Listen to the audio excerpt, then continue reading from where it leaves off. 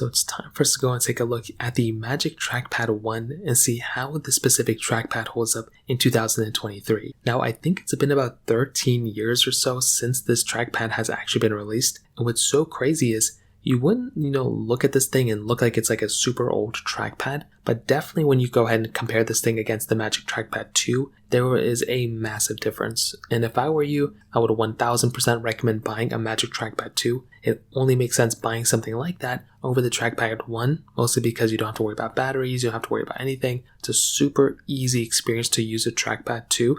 And that's exactly what I'm using on an everyday basis. So I will probably leave a link to one of those in the description. If you want to pick it up from there, you can. You can help support the channel at the same time. Now, starting off with the outside of the Magic Trackpad 1, we do have a fairly interesting design. So with the Trackpad 1, we basically have this, metallic silver trackpad, which looks very beautiful. And I've always felt like this thing is a very, very good looking trackpad. So even though it kind of looks a little bit dated, the design of this thing is so nice because it has such like a sleek design to it. So at the very top, we have this like glass portion where you can go ahead and kind of, maneuver your fingers around, and you can kind of, this is the glass trackpad. This is where you're going to be able to kind of, move the cursor around and kind of move down that direction. And that is something that is actually really, really cool. Now you can click into those buttons right there too, and you'll be able to, actually, click on it. But weirdly enough, this isn't actually a, vibration motor. It's actually the bottom of the cursor, like kind of clicking a button at the very bottom of the trackpad, and then it'll actually register that click. So it's kind of funny that's kind of the case here,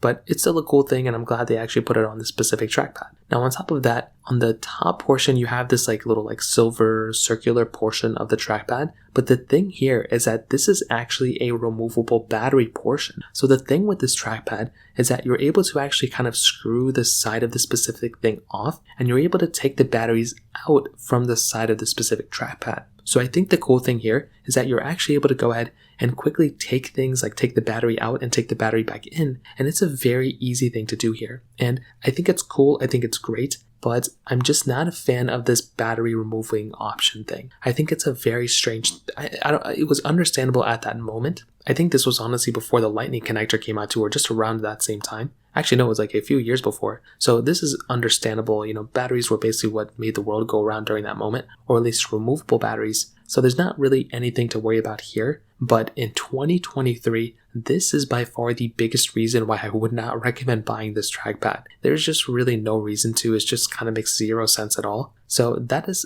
kind of the issue that you're getting here. With this type of trackpad, you're just not getting that great of an experience of like having to remove the batteries all the time. And it can get very, very annoying for some people. So that in and of itself is probably my biggest deterring factor from this type of trackpad. But if you're okay with that and you're totally fine with putting in batteries and taking them out, I think this is totally cool. Like I think this is a very good, idea to kind of pick up in my opinion. So from that perspective alone, that kind of covers it up on the outside. Now, with the features that this thing still has, this thing still has a bunch of features built in.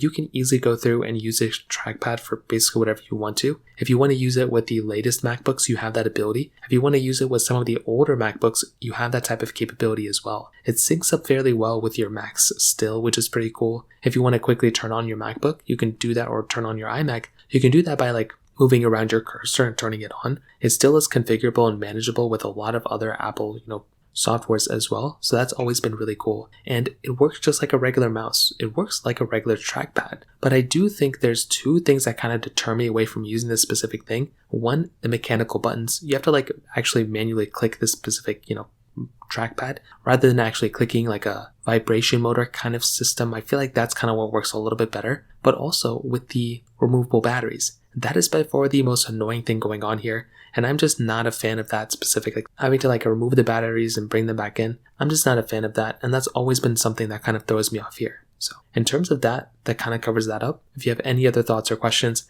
let me know in the comment section below. Hit the like button, that would mean so much, but definitely hit that subscribe button. More importantly than everything else, I love every single one of you guys. Hopefully I'll catch you guys in the next video. Peace out till then.